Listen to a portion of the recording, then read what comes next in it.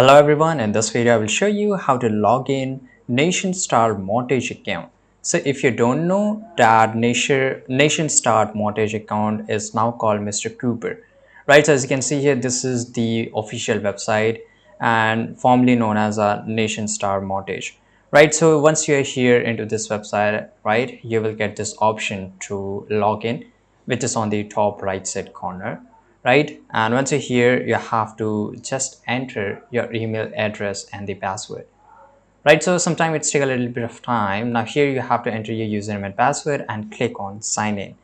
Now if you have recently transferred your loan to Mr. Cooper, you will need to register for a new account.